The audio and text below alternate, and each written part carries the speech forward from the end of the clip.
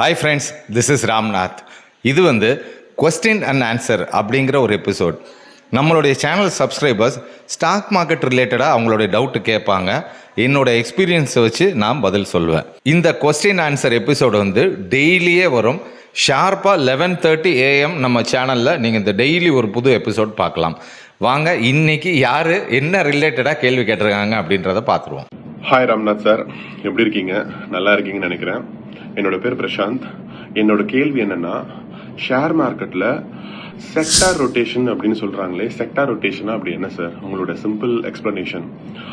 Also ஒரு retail இன்வெஸ்டரா நான் இதை எப்படி புரிஞ்சுக்கிறது, எப்படி தெரிஞ்சுக்கிறது sir? Thank you sir.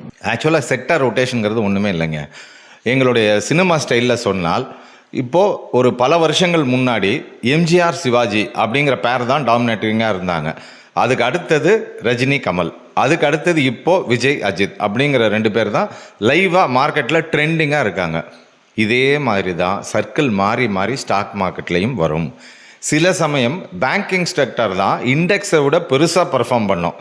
இண்டெக்ஸோட return compare பண்ணிங்கன்னா அதை விட ஜாஸ்தியாக பேங்கிங் ஸ்டாக்ஸ் ரிட்டர்ன் கொடுத்துருக்கோம்.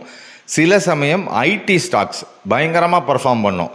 அந்த மாதிரி ஒவ்வொரு ஸ்டாக்கும் எல்லா நேரத்துலையும் பர்ஃபார்ம் பண்ணும் அப்படின்னு சொல்ல முடியாது. இப்போ ரீசெண்டாக பார்த்தீங்கன்னா ட்ரம்போட இந்த டேரிஃப் இந்த மாதிரி விஷயங்கள்னால ஐடி செக்டர் கொஞ்சம் கம்மியான அண்டர் பர்ஃபார்மிங்காக இருக்குது. அப்போ இருக்கிறதுலேயே அவுட் பர்ஃபார்மிங்காக இப்போ ரீசெண்டாக இப்போ லைவில் இருக்கிறது எது அப்படின்னு பார்த்தீங்கன்னா PSU பேங்க்ஸ், அதாவது பப்ளிக் செக்டர் யூனிட் பேங்க்ஸ் மட்டும். ஓகே, இந்த மாதிரி ஒவ்வொரு சமயமும் அந்தந்த துறைகளுக்கு சார்ந்த சாதகமான சூழ்நிலை வரும்போது அந்தந்த செக்டாரில் இருக்கிற பங்குகள் எல்லாமே நல்லாவே பர்ஃபார்ம் பண்ணும். அந்த மாதிரி ஒரு செக்டார் மாற்றி இன்னொரு செக்டார் வந்துக்கிட்டே இருக்கு இல்லையா, அதுக்கு பேர் தான் செக்டார் ரொட்டேஷன் அப்படின்னு பேர். ஓகே சார், அப்போ நாங்கள் இப்போ நல்லா பர்ஃபார்ம் பண்ணுற செக்டரில் இருக்கிற ஸ்டாக்கை வாங்கணுமா அப்படின்னு கேட்டால், இப்போ நல்லா பர்ஃபார்ம் பண்ணுறது ஏற்கனவே விலை ஏறி இருக்கும். அப்போ அதோடைய சர்க்கிள் எப்போ முடியும் அப்படின்னு நமக்கு தெரியாது. மேபி 5 இயர்ஸ்க்கு ஒருட்டு எல்லா செக்டருமே ரொட்டேஷனில் வந்துகிட்டே இருக்கும்.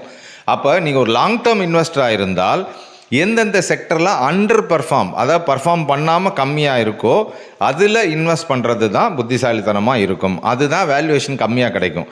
ஆனால் நம்ம எல்லாம் என்ன நினைக்கிறோம், ஒரு ஸ்டாக்கை வாங்கினா அடுத்த நாள்லேருந்து டக்குன்னு ஏற ஆரம்பிக்கணும்னு எதிர்பார்க்குறோம்.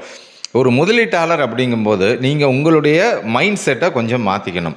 ஸ்டாக் மார்க்கெட் அப்படிங்கிறது உடனடி லாபத்துக்காக இல்லை, ஒரு நீண்ட கால சொத்துக்களை உருவாக்குறதுக்கு. இப்போ ரியல் எஸ்டேட் வீடு இடம் வாங்குகிறோம் அப்படின்னால் உடனே 10 நாள் கழிச்சு போய் எங்க இந்த இடத்துல எவ்வளோ இடம் விற்கிது, நான் வாங்கினது கரெக்டானு செக் பண்ணுறோமா? இல்லை.